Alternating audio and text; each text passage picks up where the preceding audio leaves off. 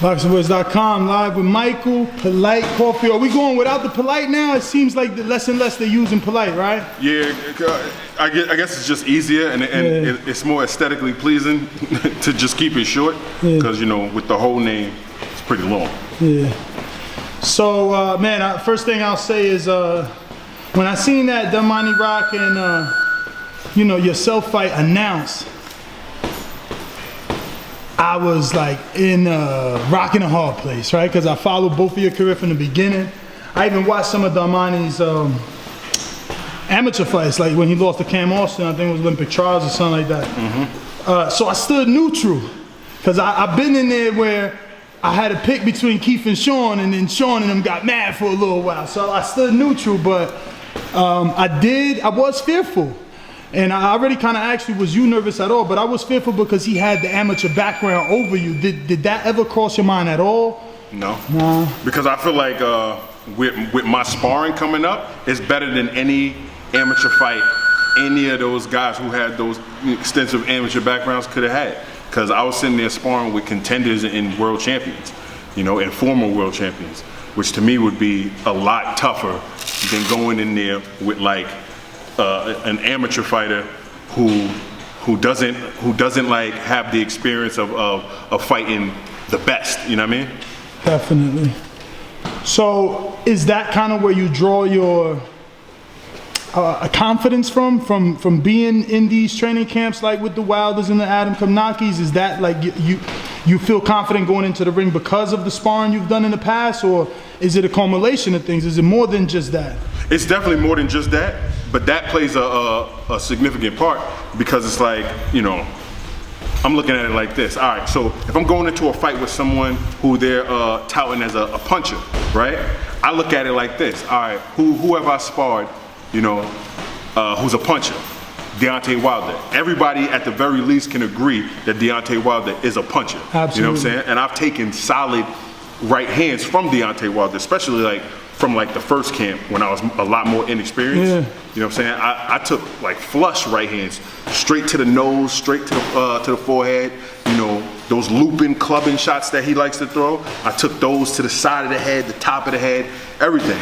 So, you know, when I'm going in there with these guys at the level that I'm at, I'm not even at that, like, you know, that top level and stuff yet, but then they'll sit there and, you know, tell me who my opponent is, and then my opponent will be described as a puncher. I'm like, I mean, to what degree though?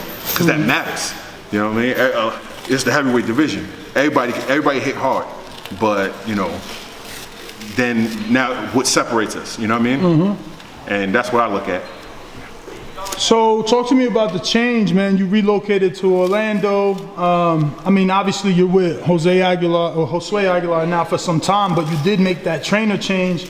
How have things been? I mean, we can tell from the performances, at least, knockouts, solid performances. You know, technically you look better. Seeing you in the gym today, I mean, your speed and timing and just accuracy, you look crazy. But how do you feel now that you've made all these changes? Night and day. And night and day. One of the things when I first came down here, Josue asked me, he was like, what would you say your conditioning is, right? So I said, probably like 7, you know what I'm saying? Thinking that I was being, you know, I was being modest. And then they put me through one of the like circuits or whatever, like it's just an assessment, right? It's not even a real workout yet. We're just doing an assessment. And by the time I was done with it, it was like, all right, so your 7 is my 2. Wow. You know what I'm saying? So I was like, hey, you know, I ain't gonna argue with you, know what I mean? And all I know is the minute he said that, to me, it got me hyped, you know what I'm saying? Because I was like, if I reach what his 7 is, it's gonna be a wrap, you know what I mean?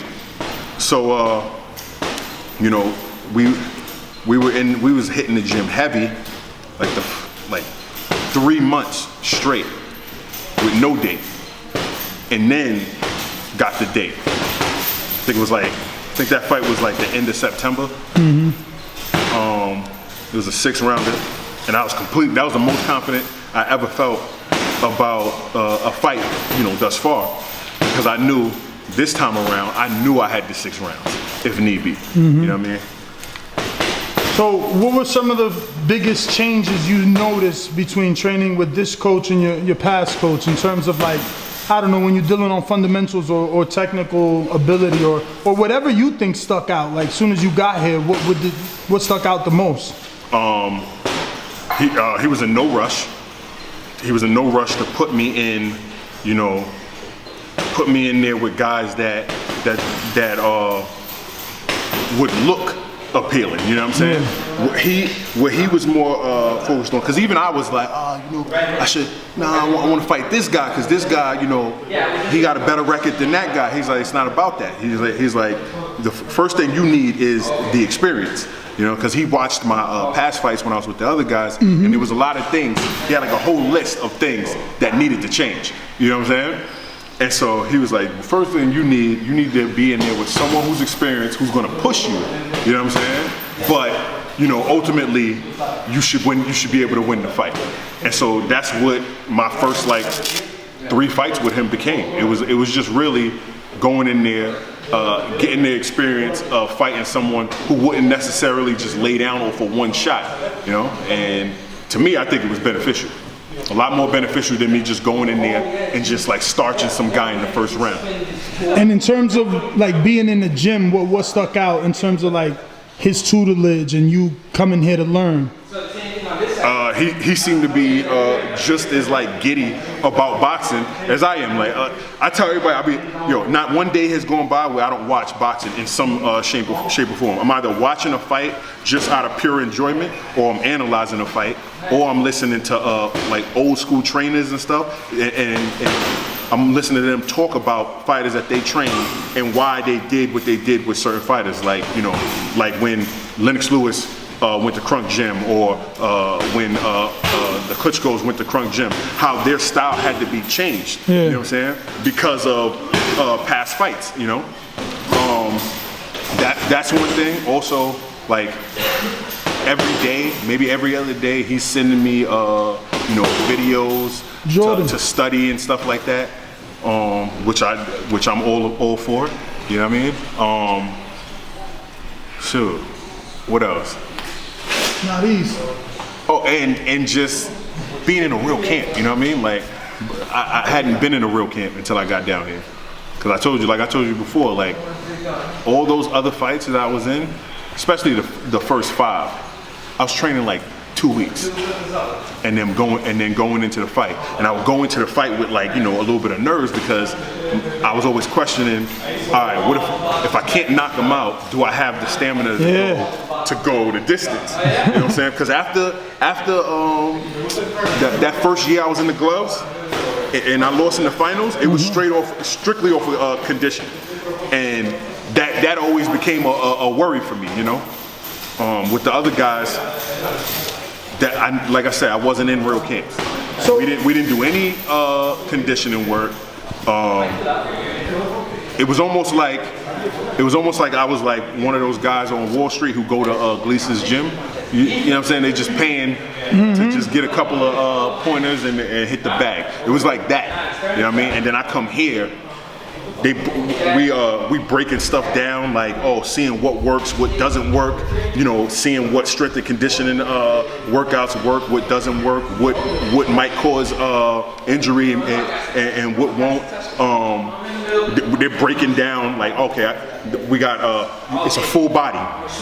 We need to strengthen the legs, and it correlates to my boxing. Like the strength and conditioning, everything I do in strength and conditioning, it plays a part in my boxing. Like just yesterday, we did like this ab training that just is to strengthen the abs, so that when I throw a punch, you know, that yank at the end of the punch, where the power really is, get that even stronger, you know, and make it come out even harder, tighter, you know what I'm saying? All of that stuff, to me, that's part of the science, and that's the part of boxing that I like the most, more than I do knockouts. Knockouts is cool, but if you truly understand boxing, man, you appreciate all the other stuff too. So how long do you stay in the gym, like every day? 3 hours, at least 3 hours. And you do both your sessions here, so you're doing like 1 hour and a half of boxing, then the other hour and a half strength and conditioning? I come here and do 3 hours of boxing. wow. And then I'll come and do 3 hours of strength and conditioning. So it's separate days? Yeah, separate days. You know. Damn, what do you do in 3 hours though? For boxing wise? For boxing, like on a normal day, I will come in here. You see me get on there, you know. The little back, the head movement? Like head movement, but not that stationary head movement that you usually see people like that. It's like a body. That's like a body to me, and that's just that becomes the person's head or the person's hands. You know what I'm saying? So it's swinging, and I'm moving all around. You know, stepping. We hit the double in. How long you do that for? That probably like 15, 20 minutes. Oh wow. And then double in again, another like probably like 15, 20 minutes. What are you using, the clock or are you using the bell? No, he has a stopwatch. Then I'll come over there, hop in the ring. Got my trainer Peachy. He's also here. You saw him, bro. Mm-hmm. And I'll probably do like 5 rounds with Josue on the mitts. And then he'll switch out. Peachy will hop in there. I'll do like another 6 with him. And then he'll get the body bag, you know what I'm saying? And then I'll do like probably like another like 2 or 3 or something like that. Depends on how he feels my strength is, you know, as we go on, yeah. And then I'll hop out the ring and I'll hop on the bag and I rotate between like 3 bags where, you know, I'm on the teardrop bag, moving, doing more of that like Holyfield type bag work, where I'm not just there hitting a heavy bag with hard shots. I'm working it like it's a body, you know what I'm saying? Moving around it, turning and all that other stuff. So, you know, that's pretty much, that's like a day of boxing. Oh, and then like, you know, end it with some like abs or the rope. That heavily depends on what took place the day before in strength and conditioning, because that jump ain't no joke, you know what I'm saying? Messing with Alex. If you enjoyed the video, feel free to hit the like, subscribe, and share. As always, if you want to support us to the next level, head over to the patreon.com/ThaBoxingVoice. We have tons of exclusive from Border Wars, Entitled, betting shows, the list goes on and on and on.